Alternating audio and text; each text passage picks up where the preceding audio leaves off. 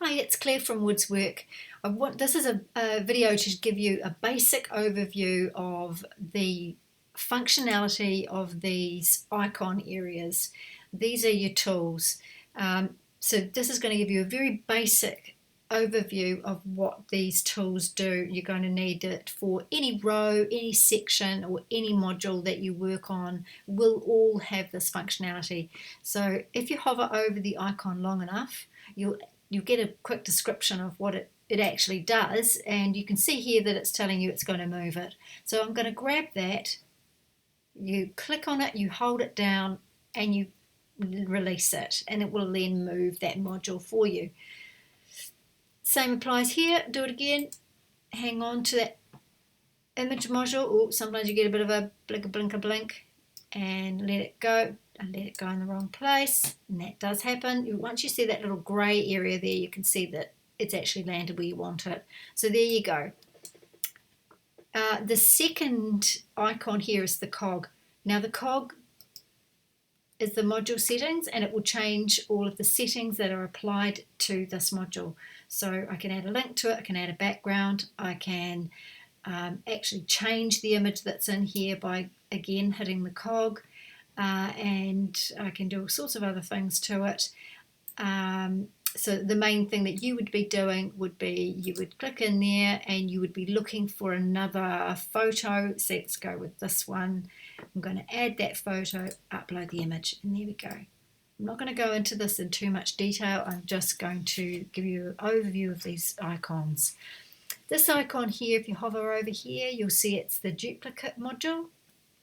It duplicates the module, so if you click on there, it will literally duplicate the module.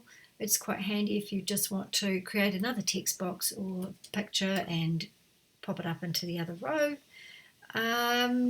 Right, the next one would be this. This is where we save modules of any kind to a library. You're not going to really be needing to do that, so if you do, please let me know and I'll create some content for that for you. This is obviously a bin, so if I want to delete it, I can do so, and if you want to rewind a deletion, you can change it in your editing history by just rewinding it, and that copy will come back. Okay, I'm going to delete this one here. Now, the next one is this little 3 dots.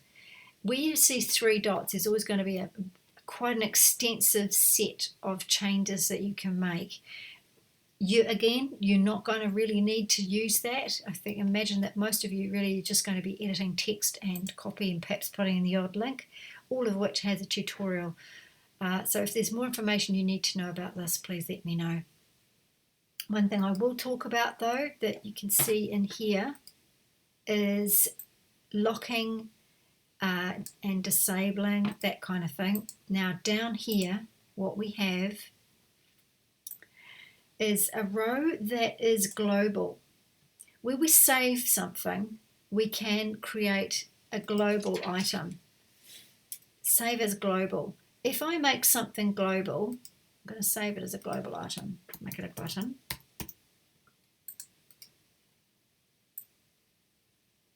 You'll see that it changes to bright green. Now, this is really important. If you make a change to a section like this that is bright green, wherever this section is throughout your site, it is going to change. Now, you will have these most likely in your footer. So if, for example, you decide to go and change the phone number or change your address details, that is why we use these global modules. So if you make a change in a bright green module, it will happen site-wide. Be aware of that. Okay, I think that's about it. If there's anything else that I haven't covered, oh, one other thing. Down here in this purple area, there are a whole lot of options here for you, but this applies to the whole page.